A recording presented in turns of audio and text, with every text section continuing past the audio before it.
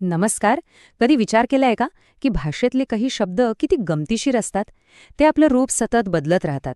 आज आपण मराठीतल्या अशाच काही बहुरूपी शब्दांबद्दल म्हणजेच नामाबद्दल बोलणार आहोत. आणि नाही, हा काही फक्त व्याकरणाचा तास नाहीये, तर शब्दांच्या या लवचिक स्वभावाला समजून घेण्याचा एक प्रयत्न आहे. एक गंमत बघा, कुंभकर्ण हे तर एका व्यक्तीचं नाव आहे, बरोबर?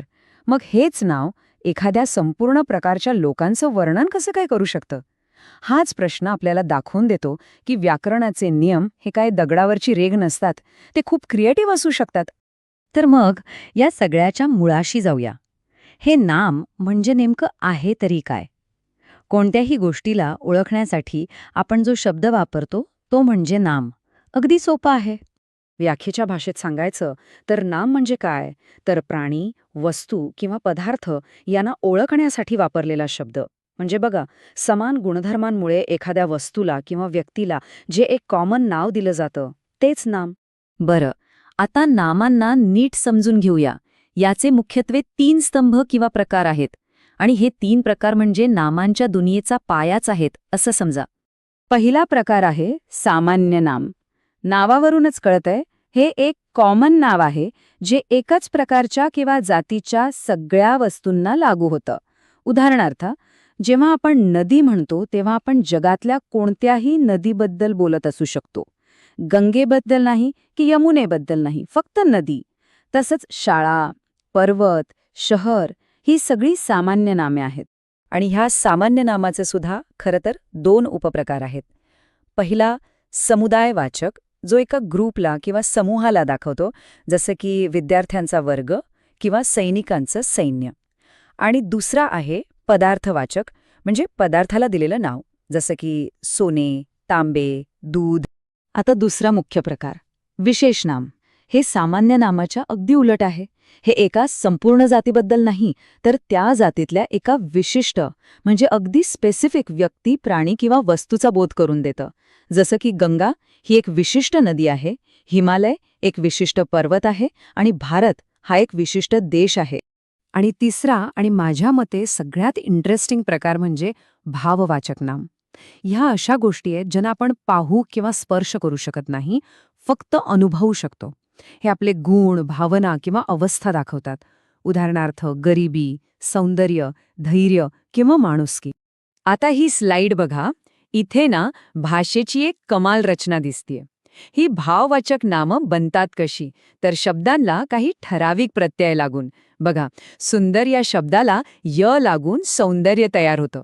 तसंच मनुष्यपासून मनुष्यत्व आणि प्रामाणिकपासून प्रामाणिकपणा, म्हणजे यामागे एक सुसूत्रता आहे, एक लॉजिक आहे.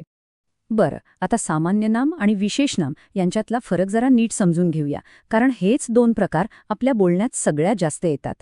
यातली एक गोष्ट पक्की लक्षात ठेवायची. सामान्य नाम हे जातीवाचक असतं, म्हणजे ते पूर्ण कॅटेगरीला लागू होतं. तर विशेष नाम व्यक्तिवाचक असतं, म्हणजे त्या कॅटेगरीतल्या फक्त एकाच व्यक्ती किंवा वस्तूसाठी. आणि म्हणूनच सामान्य नामाचं अनेक वचन होऊ शकतं, जसं नदीचं नद्या. पण विशेष नामाचं अनेक वचन सहसा होत नाही. आतापर्यंत आपण नियम पाहिले, पण भाषेची खरी जादू तेव्हा सुरू होते जेव्हा हे शब्द स्वतःचेच नियम मोडतात. चला पाहूया नामांचे हे काही कमाल उपयोग. पहिला प्रकार बघूया, जिथे एखादं विशेष नाम चक्क सामान्य नाम बनून जातं. म्हणजे एखाद्या व्यक्तीचं नाव एका संपूर्ण गुणधर्माचं प्रतीक बनून जातं. आणि हे बघा, आलं आपलं सुरुवातीचं उदाहरण. तुमचा मुलगा कुंभकर्णच दिसतो. इथे कुंभकर्ण हे रावणाचा भाऊ म्हणून आलेलं नाहीये, तर खूप झोपणारा माणूस ह्या अर्थाने वापरलं गेलंय. म्हणजे विशेष नाम इथे चक्क सामान्य नाम बनलं आहे. आता पुढची गंमत बघा.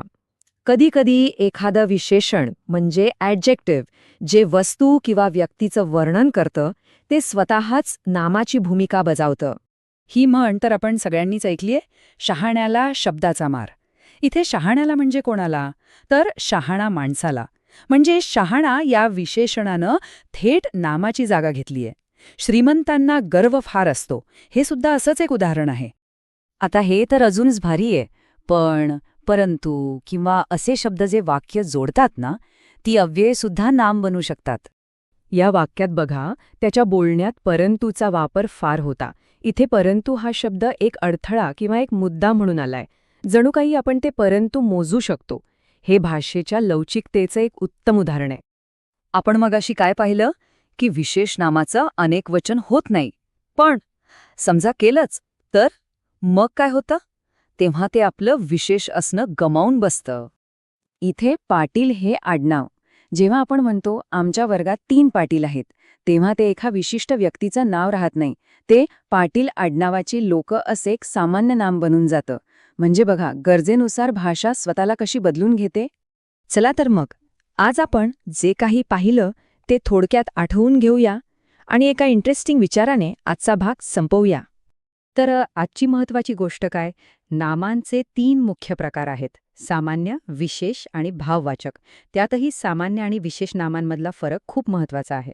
पण या सगळ्याच्या पलीकडे जाऊन आपण काय पाहिलं की कोणताही शब्द नियमात पक्का बांधलेला नसतो. संदर्भ बदलला की शब्दाचा अर्थ आणि त्याचं कामही बदलतं. विशेषणं, अव्यय इतकंच काय, विशेष नामे सुद्धा सामान्य नामांसारखी वागू शकतात. आणि म्हणूनच हा प्रश्न महत्वाचा ठरतो की व्याकरणाचे नियम हे आपल्याला अडकवून ठेवणारे पिंजरे आहेत की मग आपली कल्पनाशक्ती वापरण्यासाठी दिलेली लवचिक, क्रिएटिव्ह साधनं आहेत. विचार करण्यासारखी गोष्ट आहे, नाही का?